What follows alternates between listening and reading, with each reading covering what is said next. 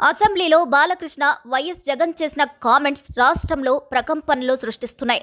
జగన్ని ఓ సైకోగాడు అంటూ బాలకృష్ణ సంబోధించడంతో పాటుగా మధ్యలో చిరంజీవిని కూడా లాగడంతో అటు వైసీపీ ఇటు చిరంజీవి ఫ్యాన్స్ బాలయ్యను ఏకిపారేస్తున్నారు. సరిగ్గా ఇప్పుడే బాలకృష్ణ మర్డర్ అటెంప్ట్ను కేసును గురించి బసావతారకం హాస్పిటల్ పెండింగ్ బిల్ గురించి వాదనలు తెరపైకొచ్చాయి. అసలైన సైకో బాలకృష్ణే అంటూ వైసీపీ అండ్ కో చాలా గట్టిగానే వాదిస్తుంది. టీడీపీ నుంచి కానీ కూటమి నేతలు కానీ పల్లెత్తు మాట కూడా అనడం లేదు. ఇక వైసీపీ వాదనల విషయానికి వస్తే 2004లో ప్రొడ్యూసర్ బెల్లంకొండ సురేష్ జ్యోతిష్కుడు సత్యనారాయణ చౌదరిని బాలకృష్ణ గన్తో తన ఇంట్లోనే కాల్చాడు. అప్పుడు సీఎంగా ఉన్నది వైఎస్ రాజశేఖర రెడ్డి. ఇక వాళ్ళిద్దరిపై ఓపెన్ ఫైర్ చేసిన వెంటనే బాలకృష్ణ తన సిస్టర్ పురంధేశ్వరి దగ్గరకు వెళ్లి వాళ్ళిద్దరూ చనిపోతారేమో, నేను జైలుకు వెళ్తానేమో అని భయపడితే అప్పటికప్పుడు పురంధేశ్వరి ఆమె భర్తను తీసుకుని వెళ్లి వైఎస్ఆర్ని కలిశారు. ఇక తన తమ్ముడు చేసింది తప్పే అయినా కాపాడాలని కాళ్ల మీద పడిపోయేంతలా బతిమలాడారు. వైఎస్ఆర్ అనుకుంటే బాలకృష్ణను జైల్లో పెట్టించడానికి క్షణం కూడా పట్టదు. కానీ ఓ మాజీ ముఖ్యమంత్రి కొడుకు సమాజంలో ఒక హీరోగా పెద్ద మనిషి హోదాలో ఉన్న వ్యక్తి అన్న కాన్సర్న్తో అరెస్టు కాకుండా హెల్ప్ చేశారు వైఎస్ఆర్. ఇక ఈ విషయాన్ని అసెంబ్లీ సాక్షిగా వైఎస్ఆర్ చెప్పారు. ఆన్ రికార్డ్ చెప్పారు, మేము ప్రతి విషయాన్ని రాజకీయం చేయాలని అనుకోవడం లేదు. ఒకవేళ నిజంగా ప్రతిదీ రాజకీయం చేయాలనుకుంటే బాలకృష్ణ కాల్పుల విషయాన్ని ఏనాడో రాజకీయం చేసి ఉండేవాళ్ళమంటూ అంత గట్టిగా వైఎస్ఆర్ అంటే చంద్రబాబు ఏం మాట్లాడలేకపోయారు. అంటే ఇక్కడ క్లియర్గా వైఎస్ఆర్ హెల్ప్ చేశారు అనేది అర్థమవుతుంది. కానీ హెల్ప్ చేసిన పెద్ద ఆయనను మర్చిపోయారు బాలకృష్ణ. ఆ రోజు జైలుకు వెళ్లకుండా, కోర్టు మెట్లు ఎక్కకుండా, పోలీస్ స్టేషన్ ముఖాన్ని చూడకుండా ఇద్దరిపై కాల్పులు జరిపిన మెంటల్ సర్టిఫికేట్ను అడ్డు పెట్టుకుని దొరల ఇంటికి వెళ్ళడానికి కారణం వైఎస్ రాజశేఖర రెడ్డి. ఇక ఈ విషయాన్ని పోసాని కృష్ణమురళి చెప్పారు. ఈ సంఘటన రాష్ట్రంలో పొలిటికల్గా అనుభవం ఉన్న వాళ్ళందరికీ గుర్తు ఉంది. కానీ లబ్ధి పొందిన బాలకృష్ణ మర్చిపోయాడు.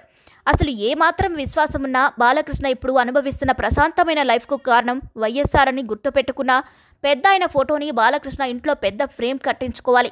కానీ చేసిన పనిని మర్చిపోయి ఆ కుటుంబాన్నే నిందిస్తున్నాడు బాలకృష్ణ. ఇక మహానేత చేసిన సాయాన్నే కాదు, ఆయన కుమారుడు జగన్మోహన్ రెడ్డి చేసిన సాయాన్ని కూడా మర్చిపోయి బాలకృష్ణ కారు కూతలు కూస్తున్నారు. అందుకే వైఎస్ఆర్సీపీ లీడర్కి కోపం వచ్చేలా చేస్తుంది.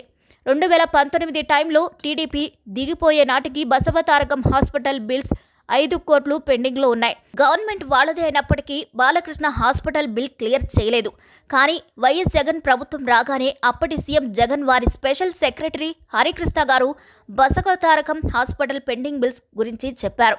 అయితే జగన్ గారు బాలకృష్ణ చేసే మంచిని చూసారే కానీ పార్టీని చూడలేదు. బాలకృష్ణ గారు మంచి చేస్తున్నారు, ఆయన బిల్స్ క్లియర్ చేసేయండి అని చెప్పారు. మొత్తం ఒకే విడతలో బిల్స్ అన్ని క్లియర్ చేసేలా చేశారు జగన్. ఇక ఈ విషయాన్ని జగన్ స్పెషల్ సెక్రటరీ హరికృష్ణ గారు చెప్పారు. అంతేకాదు, అఖండ మూవీ టైంలో బాలకృష్ణ గారు జగన్ గారిని కలవాలని సినిమాటోగ్రఫీ శాఖ మంత్రి పేర్ని నాని గారికి ఫోన్ చేస్తే విషయం కనుక్కొని పేర్ని నాని జగన్ దగ్గరికి వెళ్ళి ఇలా బాలకృష్ణ గారు ఫోన్ చేశారు, మిమ్మల్ని కలవాలి అనుకుంటున్నారు, అఖండ టిక్కెట్ల రేట్ల గురించి మాట్లాడాలి అంటున్నారు అంటే జగన్ గారు వద్దు, బాలకృష్ణ గారు కలిస్తే ఆయన క్రెడిబిలిటీ పోతుంది, ఆయనకి ఏం కావాలో అది చేసి పెట్టండి అని సింపుల్గా చెప్పేశారు. ఇంత మంచి చేసిన వైఎస్ఆర్ ఫ్యామిలీకి బాలకృష్ణ రుణపడి ఉన్నారు. కానీ ఏ రోజు బాలకృష్ణ ఆ గ్రాటిట్యూడ్ని చూపించలేదు. అసలు ఇప్పుడు బాలకృష్ణ లీడ్ చేస్తున్న లైఫ్ వైఎస్ఆర్ ఇచ్చిన భిక్షే. రాజకీయంగా ఏమాత్రం అనుభవం ఉన్నవారు ఎవరైనా చెప్పే సమాధానం ఇదే. కానీ ఆ గ్రాటిట్యూడ్ ఏమాత్రం కనిపించదు బాలయ్యలో. ఎంత మంచి చేసినా బాలయ్య ఇట్టే మర్చిపోతారు అనే విషయం అసెంబ్లీ ఎపిసోడ్తో అందరికీ ఒక క్లారిటీ వచ్చేసింది. మరి బాలకృష్ణ కామెంట్స్ గురించి మీరేమంటున్నారో కామెంట్ చేసేయండి. మరిన్ని అప్డేట్స్ కోసం మా ఛానల్ని లైక్ చేయండి, షేర్ చేయండి, సబ్స్క్రైబ్ చేయండి.